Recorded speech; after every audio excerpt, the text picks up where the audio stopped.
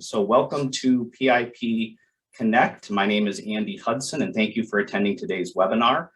This is called Recognize and Reward, Creative Ways to Celebrate Your Team and Increase Productivity. And before we introduce our panelists, we'd like to hear from you. So let's get a feel for what type of role you're in here with a quick poll. So what best describes your job role here? And if you're in human resources or helping teammates with their benefits and building a stronger workplace culture or business development, maybe you're in client and customer service or marketing and communications. Maybe you're part of an executive leadership team, or maybe you just take part in administrative tasks, which is all wonderful. Let's just take a look at that poll and check out the results. So we'll leave that poll open for about 10 more seconds. And then we can all look at the results together. So 76% participation in the poll so far. That's pretty great. And let's end that poll right now and look at the results. So it looks like most of us here are in the client customer service area, which is fantastic. A lot of people in marketing and communications and executive leadership. So whatever role you're in, we appreciate you joining, and let's get started then. So the overview of today is these welcome comments, which you're hearing right now.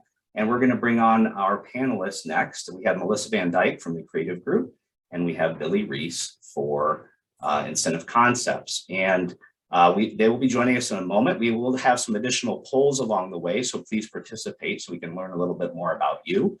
And we'll have some Q&A sessions at the end. You can also use the chat and type in any questions or comments you have along the way.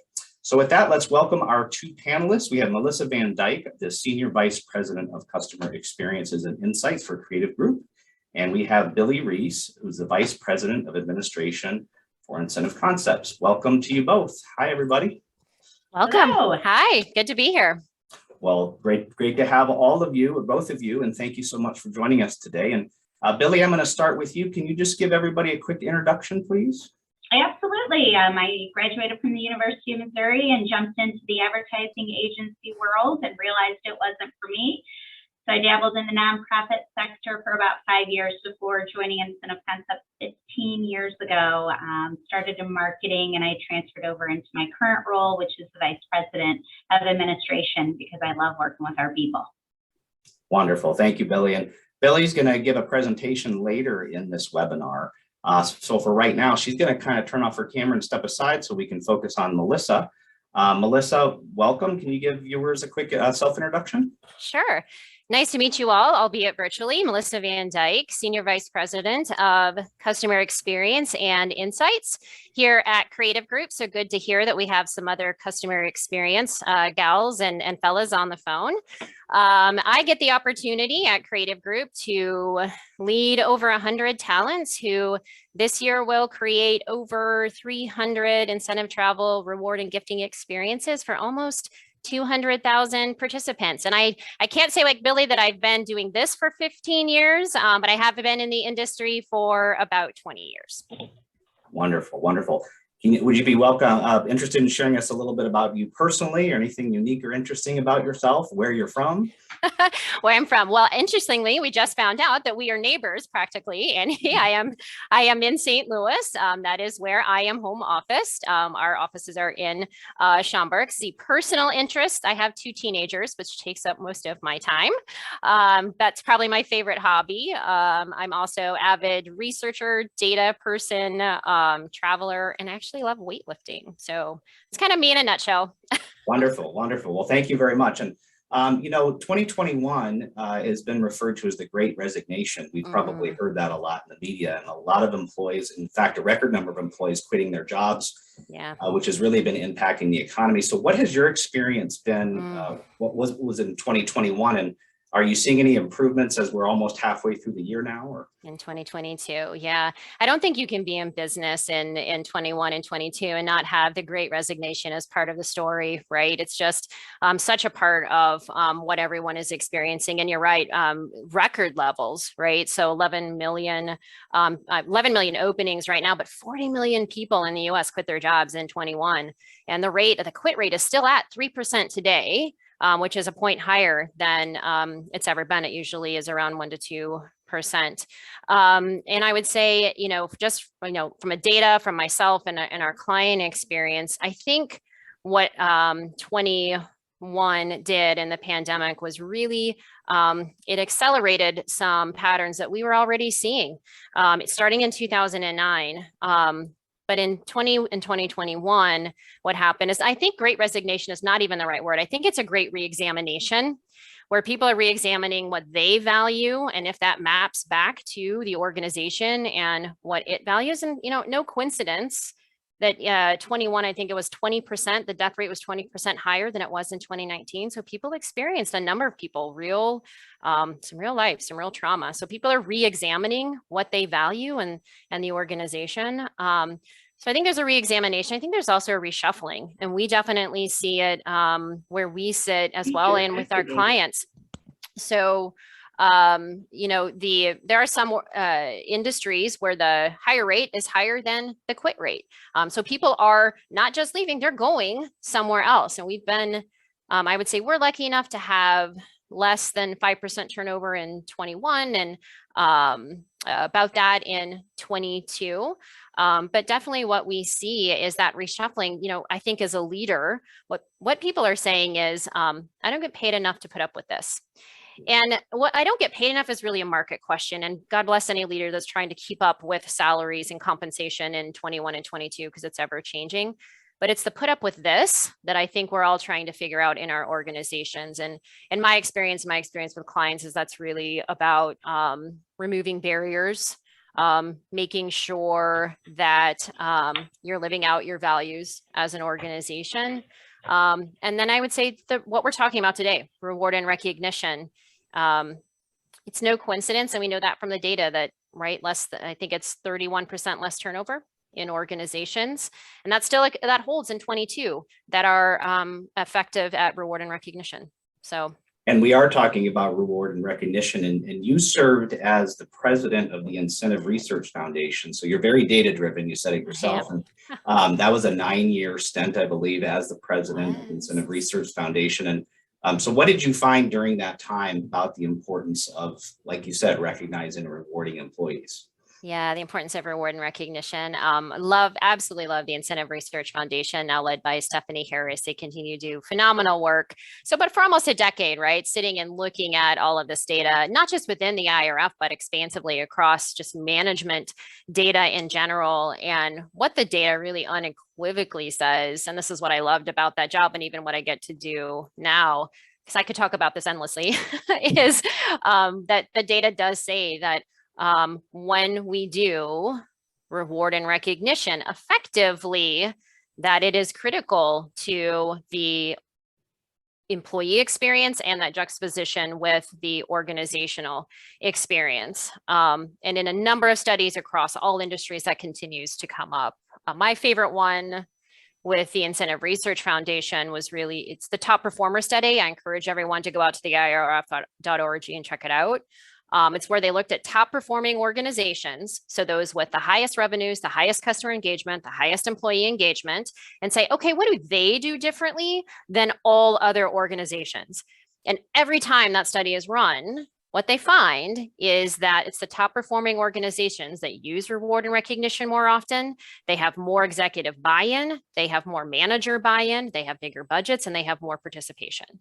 And that's been great to actually get to see that play out as well in my current role and in what we do with clients as they use this to either refocus their talents, or they use it to really live out their values. So. Wonderful.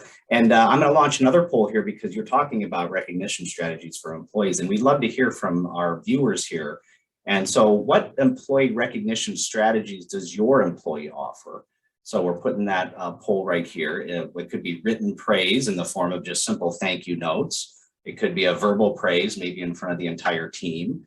There are obviously formal recognition programs, and I think you can choose multiple ones here, viewers, the webinar, and maybe employers have 2 or 3 or all of these, hopefully. But of course, there's non-cash rewards, cash rewards as well, like a bonus. So do you find some tried and true, Melissa, strategies here that kind of resonate year after year, and based on what you're seeing here, or maybe just based on your experience? Yeah, I think these are all great representations of the how to go about reward and recognition. You've got a lot to cover too, right? That day-to-day peer recognition, manager recognition, even top performer recognition. There's a number of really, really good models out there to tell us how to do this effectively. I'm a big believer in Nita Nori and Paul Lawrence. They had one called the 4-Drive model that basically says, hey, anytime we're going to do this reward and recognition, there's 4 drives that we need to meet, and that's the drive to acquire, bond, create, learn, and defend. So when we're giving reward and recognition, we need to make sure that we're cognizant of helping the recipient acquire something. And that might be intangible, right? It might be status or a feeling of pride. But if it is something tangible, that it's mapped back to what they value. It's intentional gifting, kind of as we say. So we have to make sure in that instance that they're acquiring, that we're bonding, we're cognizant of how we give the recognition, and that we're giving it in a way that is like either formal or verbal if people don't necessarily want to be in front of all the others. And then also that create and learn, that in that instance of recognition, when we give it, that we're mapping back to what the organization values and what we're trying to accomplish. And I think that's a piece that misses a lot of times, not just giving the award, but helping people bond with it and then helping them understand what they've done that is mapped back to our values as an organization. And I think this is so great to see so much verbal praise as a part of this, verbal and peer-to-peer recognition. That used to be a lot lower when I would see these polls. So I think as more and more managers and peers have gotten comfortable with being able to do recognition, it's great to kind of see those come up as the top 2. And it seems like it's pretty simple here. The verbal praise is something that can just be as simple as walking down the hallway or at the water cooler and doing a quick thank you. It doesn't take a lot. It doesn't. Again, that model of I saw what you did and here's why it's important, and saying thank you. Great, easy model, right? Just it's that acknowledgement and appreciation and saying, hey, I see you. I see the hard work that you're doing. Right, for sure. Now, a lot of offices are operating under a hybrid model now, whether they're in office or remote. And what are some effective ways to immerse a 100% remote employee into the company's culture? And then how does the culture of that remote employee's experience, or maybe their experiences, impact the people that are in the office? Yeah, it's such a great question. And that's something that we've experienced too, right? So we're continuing to hire up, and now a larger portion of our organization is remote than ever before. And I love that you're tying culture into this, because I think it is the missing conversation when we talk about work from home versus in office. About a third of the work done today is work from home, right? And I know all businesses are kind of struggling with how do we make this work, and culture and values is that key determinant of making it effective for everyone. So I would say as an organization, making sure that you invest in your culture and your values, that you know what they are. Isolation and loneliness are the 2 biggest things that we fight in a work from home population. So we have to connect them to each other into something bigger. And that can happen with cultural values. So ours are heart and honor, courage and curiosity, grit and ownership. I literally know them off the top of my head. They're emblazoned on our walls in the office. But then I have reward and recognition and other tools as a leader that I can use to make sure that that culture is lived out in how people relate to each other, how the work gets done. And that's the most important thing right now. If you're working at home or you're working in the office, how work gets done and how we treat each other in that has to be consistent. And it has to be tied back to your culture as well. And so I would highly encourage, if you have both of those populations, to be super, super cognizant and build out and invest in what your culture is and how that shows up in both the work at home experience as well as the at home experience. We do 30, 60, 90 days with our new recruits, especially our work from home. And I've actually committed to memory because we had one talent that said, I can't speak highly enough of the culture because it's agreed upon, it's respected, and it is unanimously exhibited. So to even have that language, your culture and how you live it out as an organization is going to be what ties your work from home office and your work from home and in-office talents. Wonderful. And those of you that are watching, you may have some questions along the way. Please go ahead and put them in the chat because we can be happy to read those to our panelists. And the title of this webinar is Recognize and Reward Creative Ways to Motivate Employees and Increase Productivity. So how about that for a question? What are some unique or creative ways to motivate employees and increase productivity? That's a great question. And maybe those of us watching out there can type in some of their own ideas. I mean, a lot of brain power here in the room, but Melissa, how about you want to try that question? Sure, absolutely. And that's one of the things that, again, 2020 was a year of it. We all went on a journey in 2020 and 2021, but I think it gave us some really cool ideas and new ways to reward and recognize and be creative in how we recognize each other. For me, I love things that are, especially when it's a surprise element. So whether that's sending, for example, I had one talent who loved coffee. So we had a special coffee brew made with her name on it and sent that to her because she was such a coffee connoisseur. I've had people surprise me with Wonder Woman notebooks because they know I love Wonder Woman. So there's the surprise, but there's that personal element of it as well, which is coming now that we have more data and we can understand and ask people and have them put in their profiles what matters to them. Looking at that too in gifting lounges, I've seen some really cool stuff done in gifting lounges. If you don't know necessarily what the individual likes, you can look at kind of their personas across. So for example, chill, skill, and thrill. So a gifting lounge for people who are more chill, who want yoga and relaxation and meditation as a part of their experience. Or their skill, they really want something from a learning element, or they want technology, something to dig in. Or maybe they're thrill seekers and they want outdoor equipment and something like that. So creating gifting lounges around people's your personas in your core audiences, really cool stuff going on there. But then also tying it to something bigger. If you have we've been able to work with clients who are doing really cool stuff. If they have sustainability front and center, they're using things like seed paper that is obviously recyclable and plants, all the way to investing in gifts that come from minority and women-owned businesses or LGBTQ businesses, so tying it to something bigger. So all kinds of really cool stuff going out there from a gifting standpoint. Can you say that 3 words things? Chill. Oh, chill, skill, and thrill. Yeah. Okay, what if you like all 3? Well, so there you go. So maybe you make your own chill, skill, thrill package, right? So that's the fun part about it, is it's a lounge and you can kind of step in and choose the items that are resonant with you. Perfect. Okay. And it might change on a day-to-day basis too. You never know. It might. So great. Right. Well, you've been fantastic. And we'd like to bring Billie on now, who is our second panelist, Billie Reise from Incentive Concepts. And Melissa, you're going to stick around a little bit here while Billie does her presentation as we segue. But you can turn your camera off and we'll have you back on here in a minute. So thanks again to Melissa for joining us. Excellent expertise and perspectives. Billie, do you have anything to say before you start with your presentation? That was excellent. I've seen Melissa on stage with hundreds of people listening to presentations, and I have to say, Melissa, it was super fun to watch you virtually again in your new role. And a lot of what you said resonates with Incentive Concepts and with our customers as well. So thank you so much for co-paneling this exciting presentation. Well, and thank you, Melissa, again for that. But Billie, thank you for joining again. If you'd like to maybe reintroduce yourself real quick and then get into your presentation.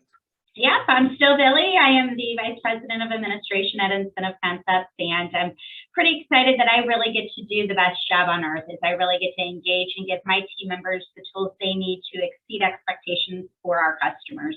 And that's what we try to do each and every day.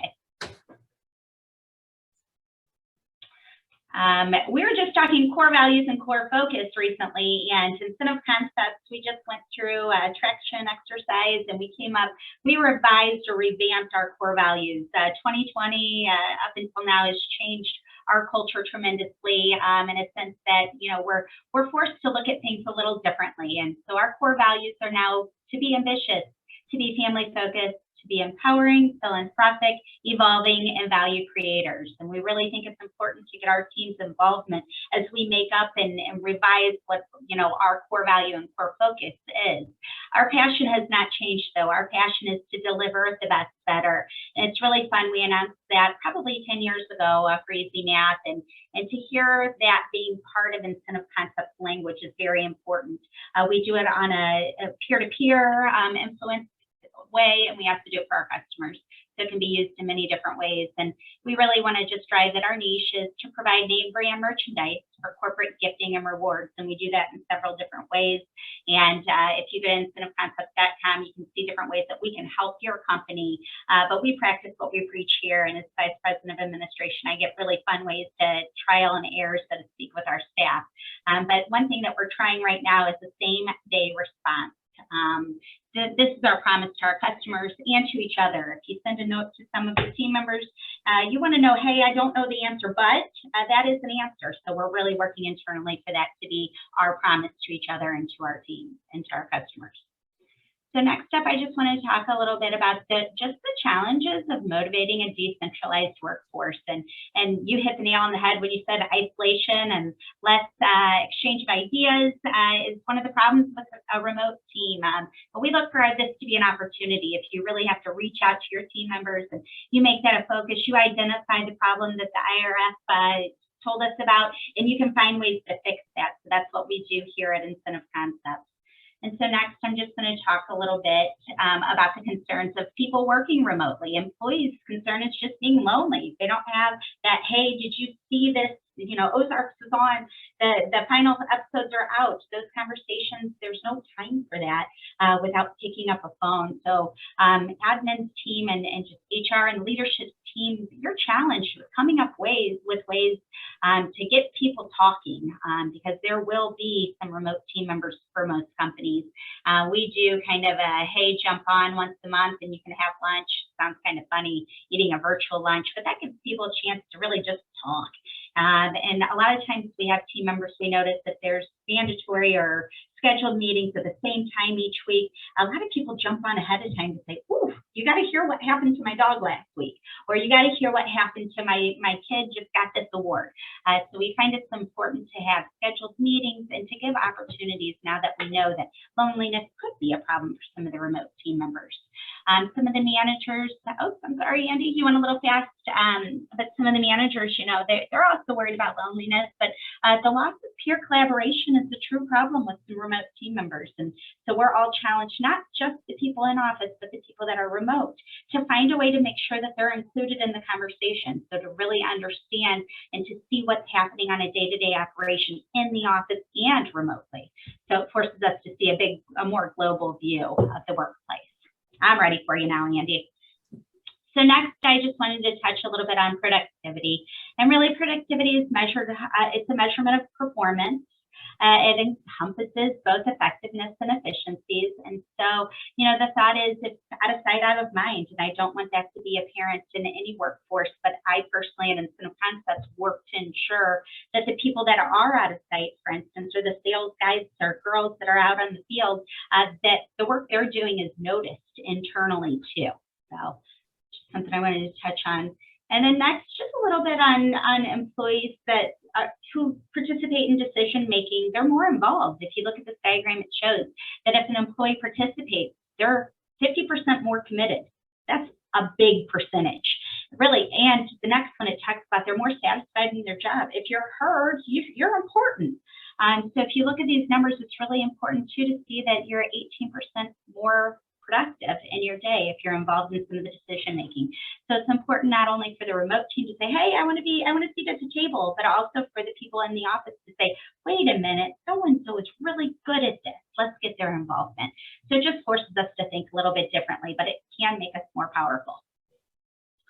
Next, step, just employee engagement and the idea that, you know, the employee experience, it's not just go to work and go home. It's not how that works anymore. So it's physical, it's emotional, it's psychological.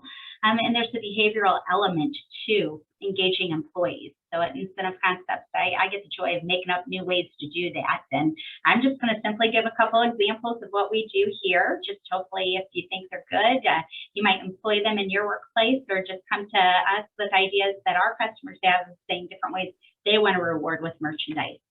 So next up, I'm just going to real quick touch on just a basic slide, guys. This is, you know, if you're engaged, you're optimistic, and you're solution-oriented, and you're selfless. It's the idea of wanting to overperform for your team.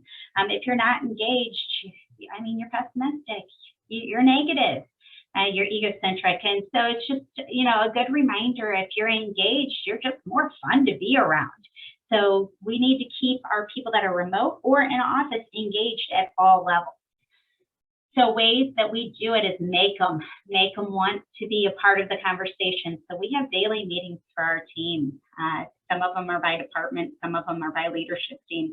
It's just a way for people to connect and understand what the goals are, and give opportunities for people to share, you know, information on, hey, who did a really good job? We have a form that there's a shout out opportunity, and we reward people for giving shout outs and getting shout outs.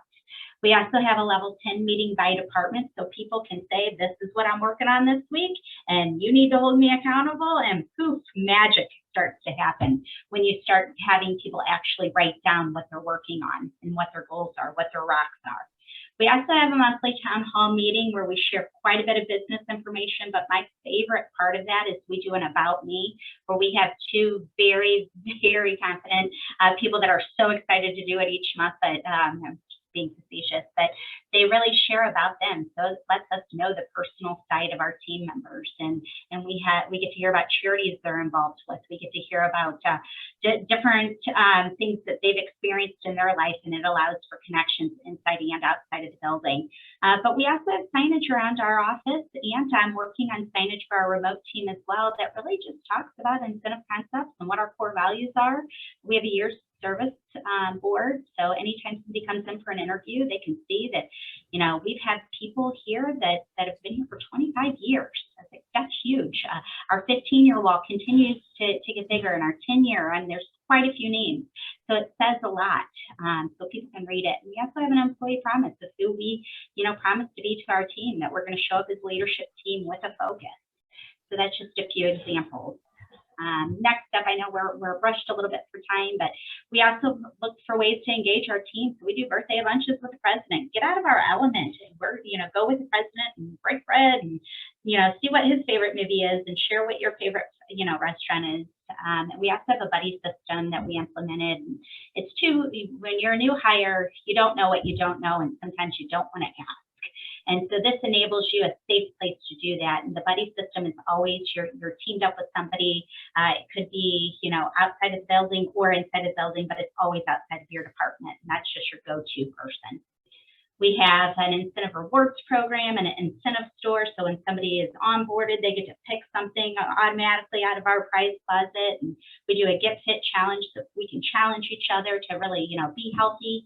Our Flannel Friday kind of backfired on us. This allowed everybody, you can see if they participated or not. We had a little smoke show up into the building. So all of us went rolling out of the building in our flannel shirts, and the fire department shows up, and they're kind of looking at us like we're crazy. And it was super funny because it was not a serious fire.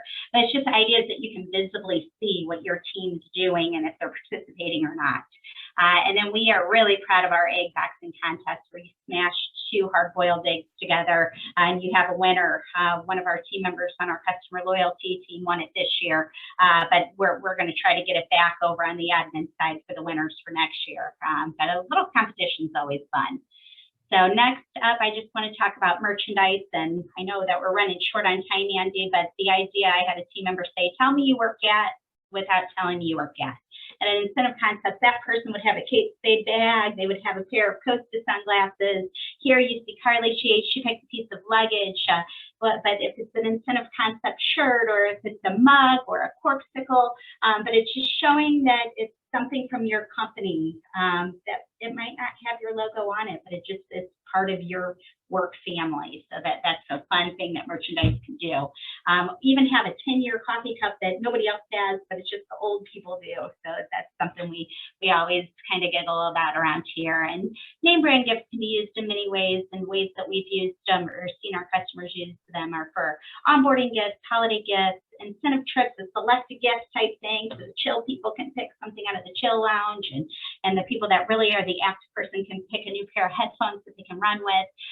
We also do quite a few years service and safety awards and loyalty awards. It's just anytime you want to gift. The next slide will really say, you know, you can go to incentiveconcepts.com and you can get preferred pricing from us. And our team is really going to work towards our new promise of a same-day response, even if it's, hey, I'm working on it.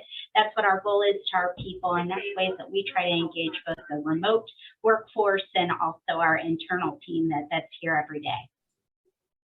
Wonderful. What a wonderful presentation, Billie. Thank you so very much. And Melissa, you've been listening in. Do you have anything that you'd like to add to Billie's presentation? No, I think that's great. The only thing I would build on that is say we're finding that years of service it's now starting back. Sometimes it's 30 days of service, 60 days of service, 6 months of service in this whole Great Resignation concept. So I think that's an important point. And I will be expecting, now that I know that we are in the same geographical location, some tickets to that egg championship, because that sounds fun. Okay. Billie, can you make those arrangements for her? I absolutely can. It's so fun. Like, it's crazy. We have people travel into St. Louis so they can be a part of this competition, because it's so much, and it's bragging rights. You're really going for bragging rights. That's the gift. So super fun. I thought we were good with we had a toast day with toasty cheese trucks, and like it was all about toasting, but I think eggs might take the cake. Well, this is a great time for questions. We do have a question from Michael Young. Can we get the contact information for Billie and Melissa? So I'm assuming you all will be okay if we share that with the attendees of today's webinar? Sure. Okay, wonderful. So Michael will get that to you. If there are any other questions, feel free to type them in. But this has been a fantastic presentation so far. I will mention that thanks to Incentive Concepts, the attendees are going to be entered into a drawing today for a HyperIce Hypervolt massage gun, which you can see pictured here. So that's something wonderful. Thank you, Billie, for contributing that from Incentive Concepts. We appreciate that very much. And we'll be drawing those names later today. Also, a recording of this webinar will be available on the PIP Connect YouTube channel. And this is our first of 3 solutions-based webinars in between now and going up into the holidays. So stay tuned for information to sign up for future webinars as well. With that, I want to thank our amazing panelists. Melissa, thank you very much. And sounds like Billie's going to be sending you VIP tickets to that egg boxing championship. Sounds amazing. Great to be with you all. Thank you for having us. And Billie, thank you for everything and for being with us today as well. Thanks so much. This was fun. Thanks. Okay. Thanks, everybody. Enjoy the rest of your day, and happy 4th of July, and make it a great day. Bye now.